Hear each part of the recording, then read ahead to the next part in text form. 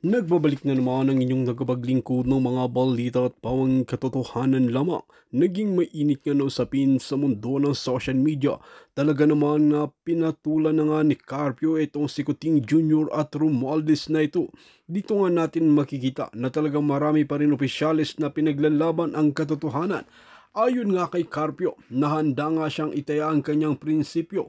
Hindi nga ito magpapabili ng mga dignidad dahil lamang sa salapi na ino-offer ni Kuting ng Norte at Romualdez na ito. Ngayon nga ay magkakaalaman na talaga kung sino nga ba talaga ang tunay na nagmamahal sa bansa natin. Kaya naman ayon kay Carpio na talagang sayang ang binigay namin ng pagkakataon at sayang ang binigay ng pagkakataon ng taong bayan para patunayan mo sa iyong sarili na talagang ikaw ay karapat-rapat na namumuno sa bansa natin. Ngayon nga ay hindi na makakawala pa itong sikuting ng norte na ito dahil talagang marami ng mga mabubuting mga opisyales na talagang pinaglalaban ang katotohanan. Dito nga natin mapapansin na kahit anong galamay nga ni Kuting ng Norte at Romualdez na ito ay talagang hindi nga tinantanan ni Carpio. Kaya naman talagang nabilib ang maraming netizen nang magsalita nga itong si Carpio na ito at isiwalat talaga ang mga kalukuhan na ginagawa ng administrasyon na ito ngayon. Well mga kaibigan, para nga sa karagdagang impormasyon, panoorin nga natin ang buong video. At kung bago ka lamang sa akin channel, huwag kalimutan i-click ang subscribe button at notification bell para lagi kang updated sa ating mga bagong video. At para sa solid viewers natin dyan, maraming salamat sa walang sawang pagsuporta. Lahat ng mga issue na kung saan ay makakapagbigay ginhawa pagka napag-usapan sa buhay ng sambayan ng Pilipino. Pakinggan na ho natin itong speech ni Bangag. Ito yung ano niya, ito yung press con niya kanina. And so anyway, so let's start a subject on the impeachment of Vice President Sara by the House of Representatives. Now, I think it is useful, siguro para maunawaan talaga natin ang mga pangyayari at bilang siguro parang paliwanag na rin doon sa mga tanong na nakikita ko sa mga commentator. Number one, maalala ninyo, nagsimula lahat ito nung I made the pronouncement, sinabi ko na ayaw ko yung sana wag na tayo mag-impeachment dahil madaming ibang trabaho at actually it's also not practical. At nung panahon na yun, nung una kong sinabi yun, wala pang nagpa-file ng impeachment.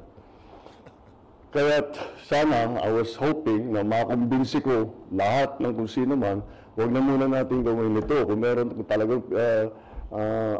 kung talagang meron kayong paniniwala na kailangan gawin ito, huwag naman siguro muna ngayon at marami pa tayong gagawin.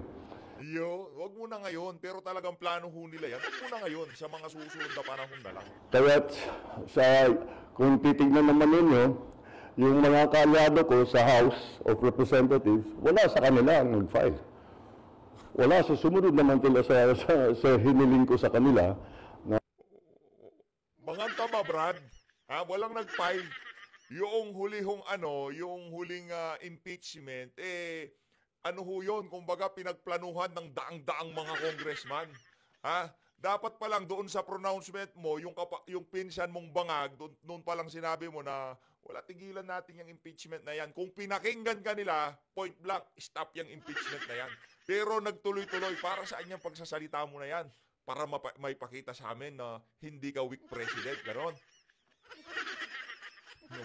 Huwag silang mag-file ng impeachment dahil hindi magandang timing at saka marami pang problema. Ngayon, may ibang grupo, of course, the Makabayan group out of the House of Representatives, Senator Laila de Lima, the religious group nag-file ng tatlo.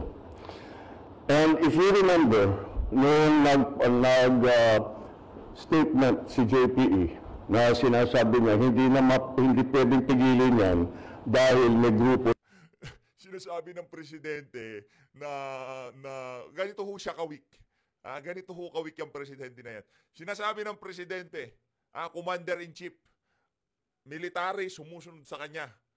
Lahat ho ng ahensya sumusunod sa kanya. Maliban lamang ho dyan sa executive, dyan sa legislative, at dyan sa judiciary.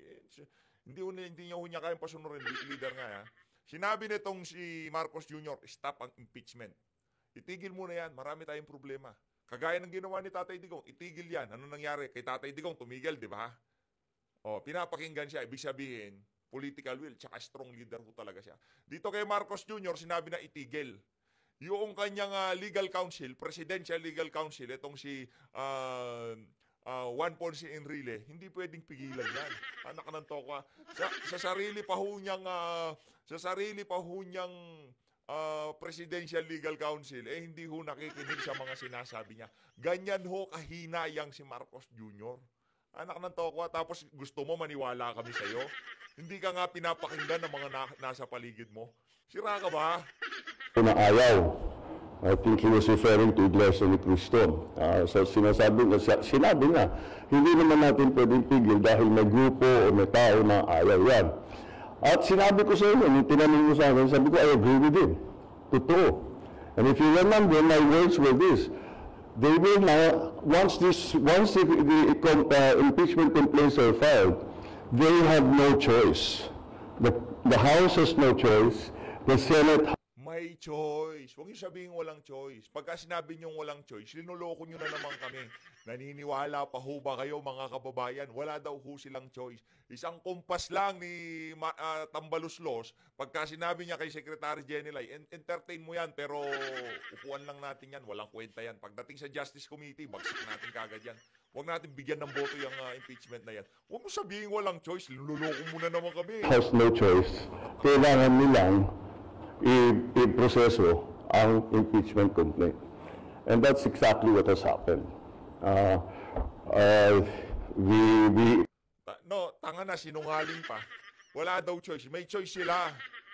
Oo, tama. Kailangan anuhin niyang talakay yung impeachment, pero yung pagdidire-diretso ng impeachment, kung gugustuhin nila, kaya nilang upuan yan, kaya nilang isantabi yan. Pagka sinabi ni Tambaluslos na wala, hindi, tigilan yung impeachment na yan. Huwag yung bibigyan ng boto yan. Nagpatawag pa ng caucus, di ba? Bago matapos ang sesyon o bago mag-adjourn. Nagpatawag pa ng caucus. Ganun nung sila. Kaya huwag niyo sabihin walang choice.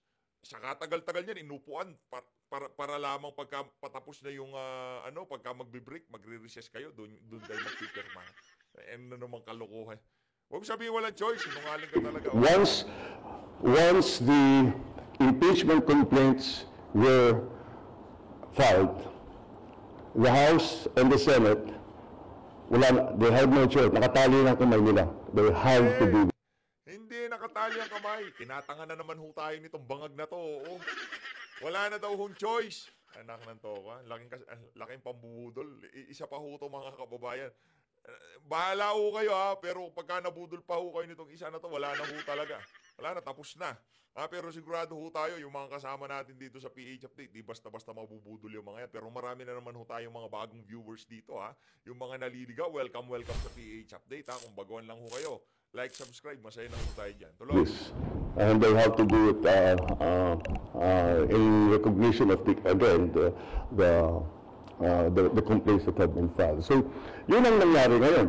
And that's why we have come to this point where the House has transmitted already the impeachment complaint to the Senate.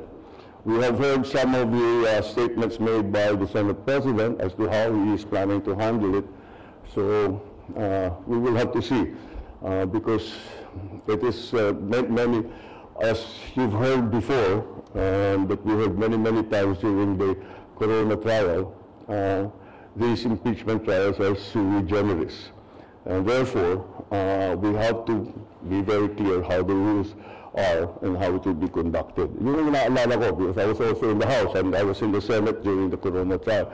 Kaya parang I have some understanding do sa mga procedure.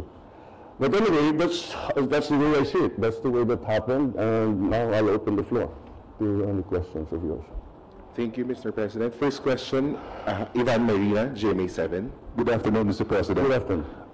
While it is true na constitutional duty ng House na to act on the impeachment complaint, meron ho silang choice kung i-endorse nila o hindi. Diretsuin ko na po yung tanong, did you have a hand in this impeachment? No, the executive cannot have a hand in the impeachment. Wala. Kasi weak ka, kaya wala kang ano, kaya wala kang na ano dyan sa impeachment na yan. Hindi nyo pinakialaman. Pero sa totoo niyan, pinakialaman nyo muna. Kayo naman, ano na ho kami, sanay na ho kami sa mga kasinungalingan nyo. Kung ano man hong lumabas sa bunganga ng mama na to, kabaliktaran ho yun nung kanyang gagawin. O sinabi niya, independent foreign policy, ayun, puro kabalbalan ng ginawa. O sinabi niya, wala siyang pipiliing paksyon-paksyon, basta tayo, yung kapakanan ng Pilipinas. Hindi ho, kabaliktaran. Umayon ho siya sa Amerika, o di ba? O ano sabi niya? O, ang bigas magiging magmumura ang halaga ng mga pangunahing bilihin. Nagmahal. Kaya kung ano man nung sinasabi niyan ngayong mga panahon na to, ibaliktarin niyo ho yun. Yun ho ang totoo. Pagka sinabi niyang wala kaming kinalaman dyan sa impeachment, ibig sabihin sila ho talaga may pakana niya. Nakuha niyo ho ba mga kababayan? Yun ho yun. Walang role ng executive sa impeachment. Of course, did we discuss it with the Speaker? Did we discuss it with the other congressmen? Of course.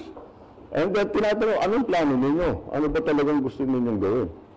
And that's it. Well, nandito na ito. Hindi na namin maiwasan. But the conventional thinking, Mr. President, is that nothing comes to pass in the House without the President or without Malacanang's blessing. You give me too much credit. Yan na naman sinasabi natin eh. O from now on, ang executive branch, wala nang legislative agenda ha. Wala na kayong pinapasang legislative agenda kung ano na lang ilalabas nitong mga gunggong dyan sa House of Representatives. Yun na lang yun ha. Diyan sa Senado, yun na lang yun ha.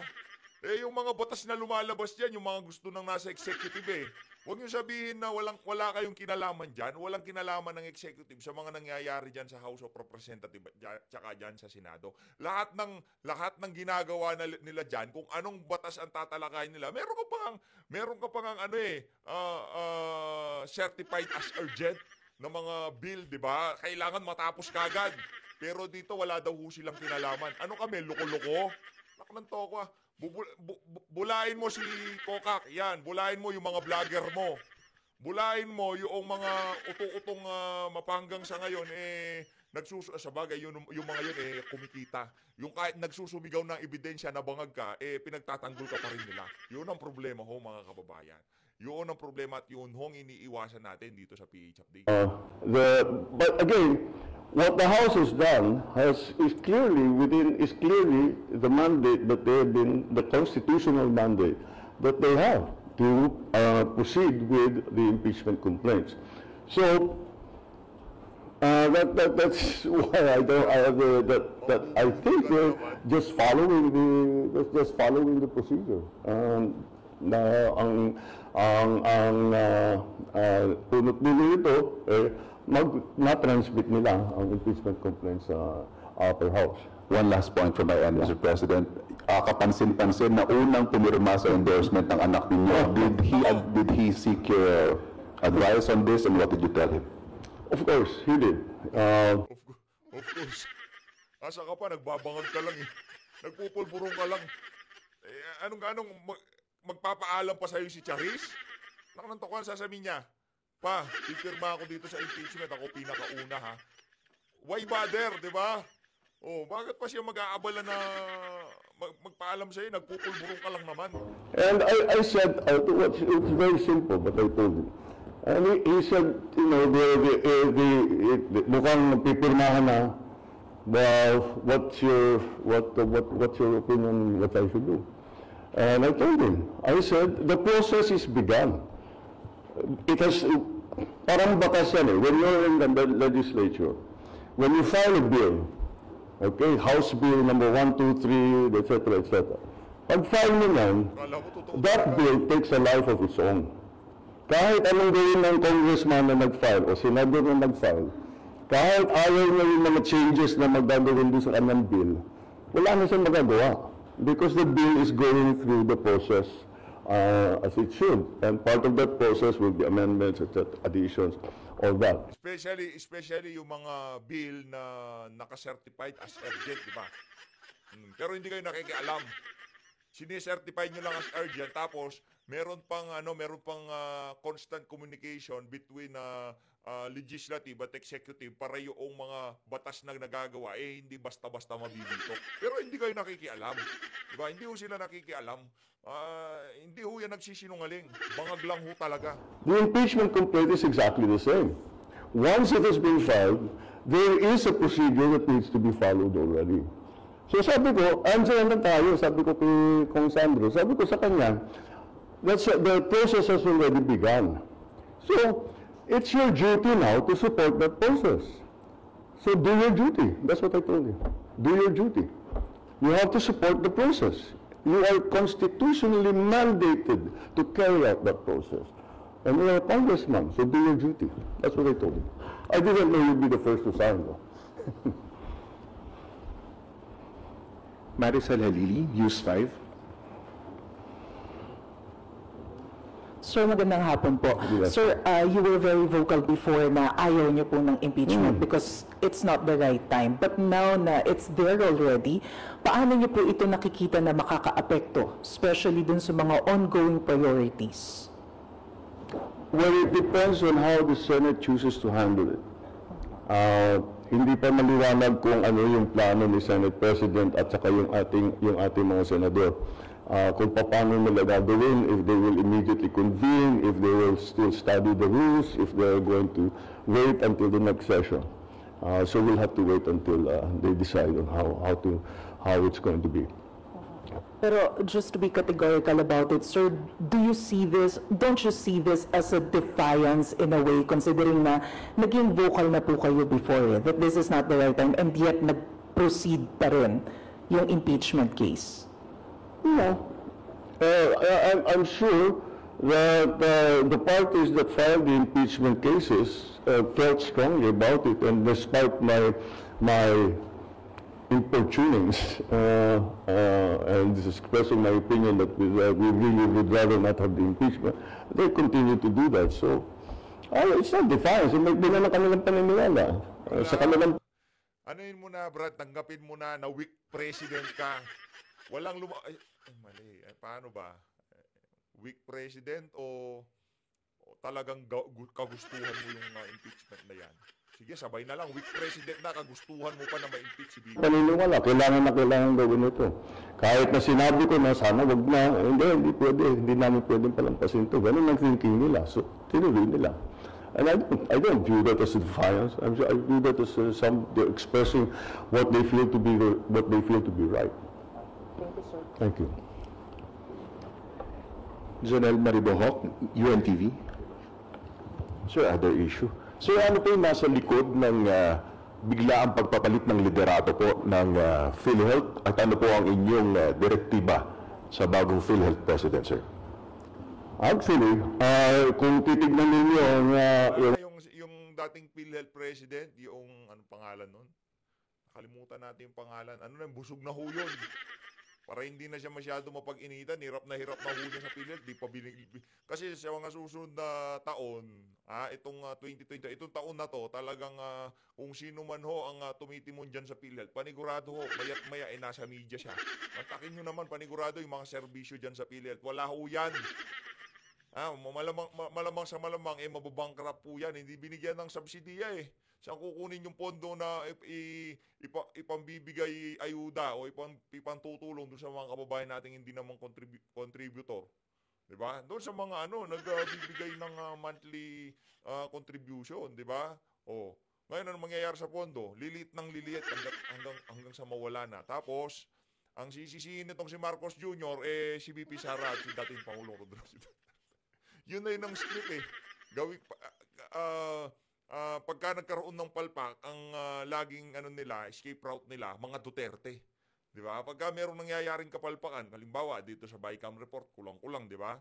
O ano hong naging escape route nila? Itong impeachment ni VP Sara, nakatakas na ho sila, nakalimutan na ng sambay ng Pilipino, pero hindi ho natin titigilan at uulit-ulitin ho natin yung kulang-kulang na BICAM report na yan. Kung titignan ninyo ang qualifications ni Dr. Mercado, he is very, very well-versed in both hospital administration, insurance, and his whole life has been devoted to healthcare. And so, it was after nung nag-oath taking kami, matagal kami nag-usap. Sabi ko, baliktad, hindi ko nga siya na-advise, he's the expert. So tinanong ko siya, ano sa palagay mo kailangan natin gawin? And we went, pareho kami, immediately napunta yung usapan sa digitalization. Kasi maganda naman ang servisyo ng PhilHealth, ngunit yung pag-process ng mga ng claim, pag-apply, etc. Hindi kinakamay pa rin. Kaya't napakabagal. And that's why that became a priority. But of course, beyond that, he has many other ideas on how to make the services of PhilHealth more inclusive, expanded, and again, to give better coverage for different conditions for those who have those who will avail of the PhilHealth services and of their financial support. Sir, nag-resign po ba siya? Sinabi niya sa akin, actually sinabi niya sa akin, that's as far as I can tell you. Sabi, I'll go first, I'll go to say in a week's time, sabi niya sa akin, in a week's time, may bigyan kita ng report, much more detailed, kung ano sa palagay ko yung nakikita ko sa PhilHealth na pwedeng palitan, pwedeng palakihin, etc. Sir, may relay na O bibigyan kitang update ha, sa akin daw sabi sa bibigyan kitang update. Sasabihin ko sa iyo kung ano pa diyan sa PhilHealth ang pwede nating nakawin. resign po ba si Ledesma? Yeah, well, yes, he left his position already. Sabi niya that nahirapan na rin yata siya sa, with all of the, hindi siya sanay sa politika. Mandy Ledesma very much comes from the private sector. So I think he found the transition to be jarring, shall we say. Thanks, sir. John A.U., People's Journal, Meron, Philippine Star. Good afternoon, Mr. President. Let me just go back to one of our interviews during one of your previous US visits sa Honolulu, Hawaii, when asked about the looming impeachment supposedly. Ang aangas na hungay nitong mga nasa Malacanang. Dati nung panahon ni Tatay Digong, mga patpati ng mga tatabanan nila. That time, against Vice President Sara Duterte, when asked, you told reporters, you told us, binabantayan namin ng mabuti, this was in Honolulu, Mr. President, binabantayan namin ng mabuti because we don't want her to be impeached. She does not deserve to be impeached, so we will make sure that this is something we will pay very close attention to. So that time, apparently, you do not want her impeached. Given these recent developments, do you hold that stance still, or your position has changed? It doesn't matter what I think. It will have to go to the procedure. It will go to trial, and we will have senator judges, and they will hear the case. The prosecutors will come from the House. There will be a defense panel, and it will be a trial. It doesn't matter what I think at this point. That was my opinion. That's my opinion when I was asked that. None of this had happened yet. But I have to keep reminding you, the executive wala kaming formal role in the entire impeachment process. The executive has no formal role. If ever there's an informal role, makausap ko yung TV speaker, makausap ko yung congressman, makausap ko yung senador, si SP, makausap ko. But that's about it. Pero they will decide. Pagka sinabi niya kung walang formal role, ay ibig sabihin kabaligtaran yun nun sa mga sinasabi niya. Huwag ko kayo maniwala dyan. How they will proceed? I don't think you can expect the congressman or the senator or the SP or the speaker to come to me, what do you want us to do? They know what they have their own way of doing things, and that's what they will implement. So siguro the most that a president can do, or any part of the department of the executive can do, is moral suasion. Huwag na lang sana. Wala, that didn't work. Patuloy pa rin. So, we follow the process. Salamat po. Yeah. Raquel Bayan, Radyo Pilipinas. Hello, sir. Sir, I know co-equal Sakit to no, yung sarili niya mismong anak, di siya pinapakinggan. Eh bang, puro ka kasi pulburon, kaya kakabui. branch po natin dito po, sir. I know co-equal branch po natin, sir, yung Senate. But are you planning, sir, to, personally ask the Senate kung paano po nila i-handle yung impeachment para po tayo sa executive makapag-adjust? Issue lang, Kung paano po nila i-handle once na mag-transmit po sa kanila impeachment para lang po tayo sa executive, malaman din po natin kung paano gagawin natin adjustment doon sa possible effect po sa bansa. doon sa Possible effect po ng impeachment sa bansa. It's not that, again, you should ask now, at least at this point, it's in the Senate. You have to ask it from the Senate. If you're going to ask about the prosecution's case, I don't think you'll get an answer right now because we've only just started. But they're the ones that you should be asking. From this point on, I'm just a very interested observer. But again, I don't appear, I will not be part of it. Now, there will be no representation from the executive. Why should there be? So, wala talagang we leave it to Congress, now specifically the Senate, to exercise their own wisdom. Kaya dating Pangulong Rodrigo Duterte lang ho yan. Wala yan, hindi ho yan naaabot sa ganyan. Hindi ho yan naaabot sa ganyan. Eh dahil nga ho, marami ho silang kapalpakan dito sa administrasyon na to, dapat pagtakpan. Kaya yan hong napapala na sa bayanan.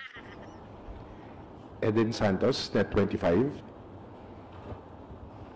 Mr. President, sabi niyo po ang impeachment ay hindi makapagdudulot ng kabutihan sa buhay ng kahit isang Pilipino.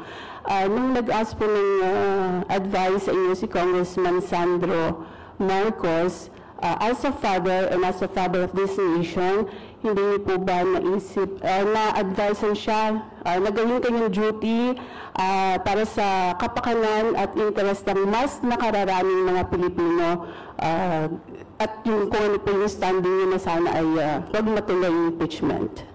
The House is a collegial body. They decide as one. And that was what the House decided. He is a member of the House of Representatives. So, as a member of the House of Representatives, he has to do his duty. Whatever his opinions might be, he must do his duty. Even if he's hesitant, and all this applies to not only my son, it applies to all the congressmen. Once na-file na yung impeachment complaint, gawin nyo na yung trabaho ninyo. Wala na silang choice. Yun ang tinutukoy ko, yung una kong statement to Brad, wag mo sabihin lagi yung wala silang choice. Tigilan mo na yung pambubudol mo na yan.